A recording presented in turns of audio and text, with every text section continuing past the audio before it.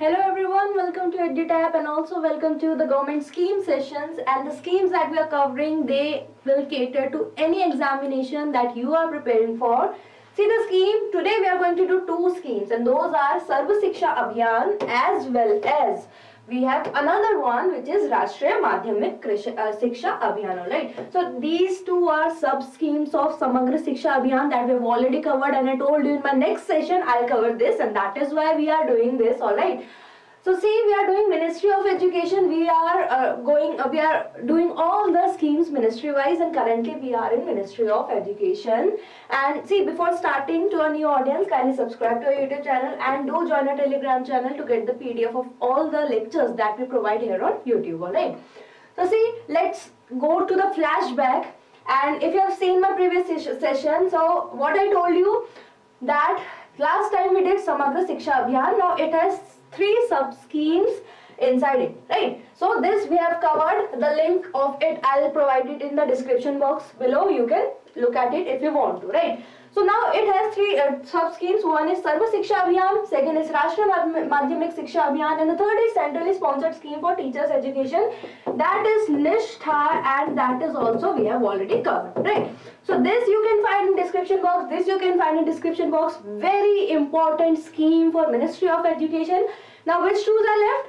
Sarva Shiksha Abhiyan and Rashtriya Madhyamik Shiksha Abhiyan, and that is what we are going to cover today, alright? So we'll start with the Sarva Shiksha Abhiyan, and I do hope you remember this particular icon in your childhood, right? So at least I remember. So this is this particular icon, that is the boy pointing out to girl that yay, she's studying. It is the Sarva Shiksha Abhiyan, that is education for all. So this is the motto of this particular scheme, alright. So we'll start with the basics, and that is the launch year. So the launch year of this scheme, it was 2001, alright. And it is which type of schemes? Can you guess? See, this is a sub scheme of Samagra Shiksha Abhiyan. So if Samagra Shiksha Abhiyan is centrally sponsored scheme, and this is part of that, so of course this will also be centrally sponsored scheme, right? So if some schemes they are under some umbrella scheme, and that umbrella scheme is sponsored, so this is also sponsored, alright. So this particular scheme, it is centrally sponsored scheme, that is center and state they have 60-40 ratio, while funding for it, that is a normal condition in northeast state, the funding is 90 to 10% ratio, and for UTs, that is union territories, that is 100% funded by the central government, alright. Now let's look at the aim. So see, most of the things you will find too much similar to that we have already covered in Samagra Shiksha Abhiyan, because see, this Sarva Shiksha Abhiyan, it is for this age group, that is 6 to 14, that is the elementary group. Alright, so and in Rashtriya Madhyamik, that is for the secondary level. So one or more two things you can find it similar, right? So here in universal elementary education is the aim, and that we have already covered, that is the children, they have this access to elementary education, and also retention means they continue the education. Second is bridging the gender gap also, as well as the category, if that is of SC, ST, minority, general, everybody is same. And then enhancing the learning level, we have already done their cognitive power, not how much they can learn the syllabus of the class, but their mental ability to grow. That is what the learning level of children here means, and this is also the aim of Sarva Shiksha Abhiyan. Let's look at the key features of this scheme. So implemented in partnership with state, of course, because it is centrally sponsored, so it would be in partnership with state government. Then to open new school. Now let's look at this chain wise, this story wise, so you understand. First of all, to implement this, to let the education access to all the people, you should have schools, right? So to open new schools in those areas where there is no facility available, right? Next is strengthening the existing school infrastructure, means you have opened school, but now there are you can say the 5 classes required, but you only have 4. So whatever school infrastructure you have, to strengthen the existing, to strengthen it more. For example, more rooms, you can say classrooms, alright. Apart from that, what you can say, toilet, alright. So, and did you also had that problem that there was no water facility, or there was only one water cooler in the whole building? maybe not, right? So to have better drinking facilities and everything. So first open school where there is no, and then to strengthen the existing school infrastructure.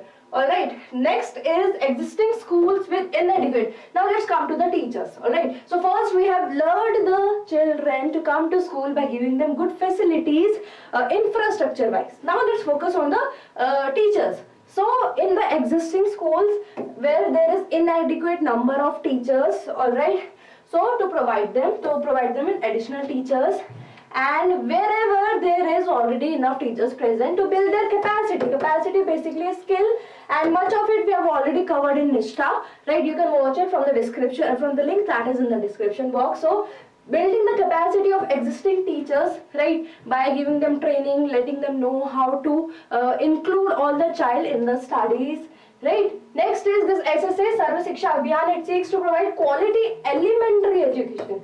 This is the focus, alright, including life skills. This life skill is what we studied in the previous slide also, right, to improve the cognitive learning capacity of the child. Next is special focus on girl education, of course, and with special needs, of course.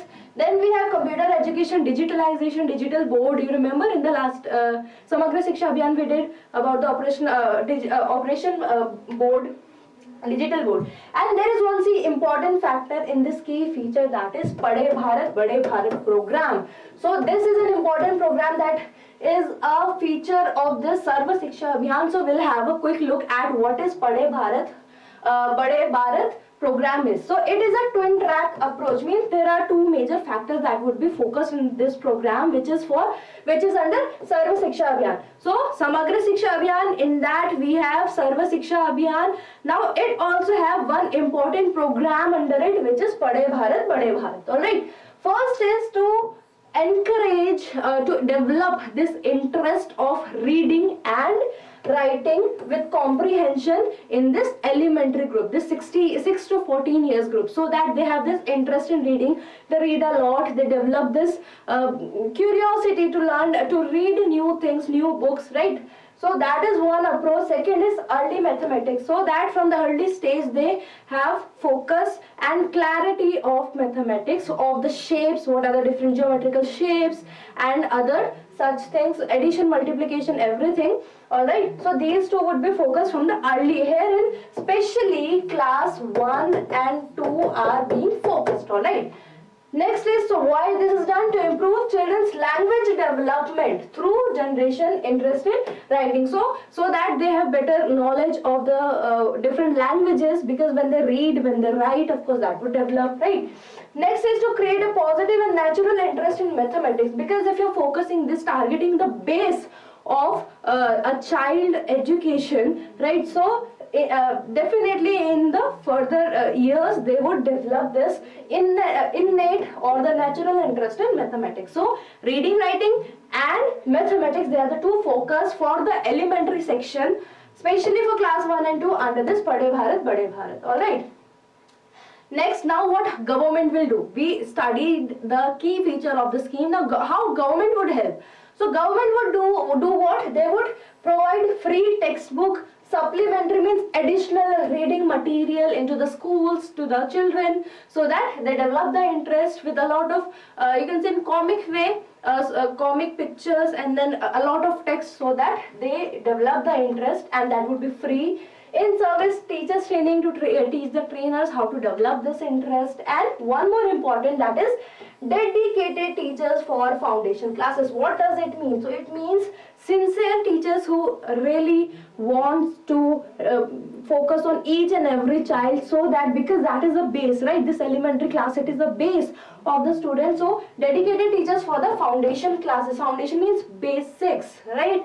And maintaining the required pupil teacher ratio, means there is a particular ratio that has been decided that for this population of student there should be at least this many teachers, alright, as prescribed under. So this pupil teacher ratio, it is prescribed under the Right to Education, alright, Children to Free and Compulsory Education Act 2009, alright. So this is under Padhe Bharat Bade Bharat that we are studying, alright. So I hope that is clear to you all.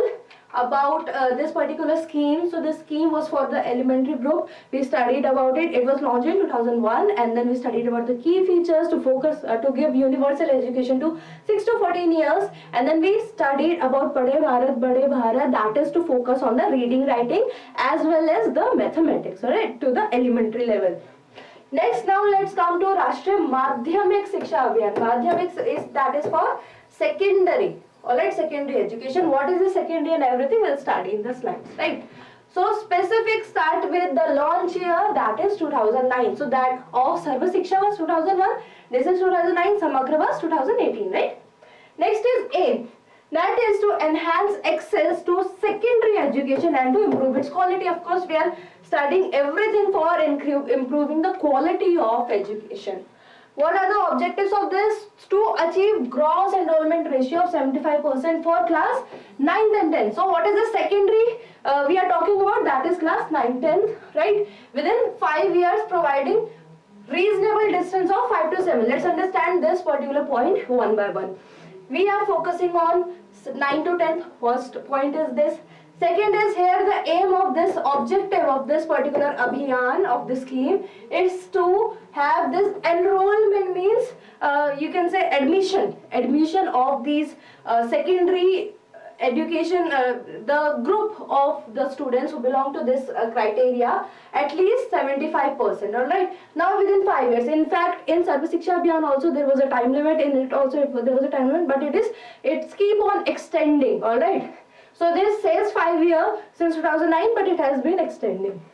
By providing secondary education within a reasonable distance, means at least in your vicinity of 5 to 7 kilometers, you should have some education for this 9th and 10th. You don't have to go far, this far of distance, so that there is an interest in the children also to at least go to school. Right? If it is somewhere near, they may go for once, but if it is far away, they won't be happy to go, right? So to increase this enrollment ratio by providing this particular education for secondary level in the 5 to 7 kilometer area. Next is to improve quality of education. We need not to discuss much about it, that we already know, right? By conform to prescribed norms. So that particular, in Samagra Shiksha Abhiyan we also studied about, there are basic norms that particular school should follow to get affiliated for 9, 10, for secondary or senior secondary, that is 11, 12, right? So herein that prescribed norms should be followed, and also to remove gender, socio-economic and disability barriers, right? Next is universal access and retention for secondary level.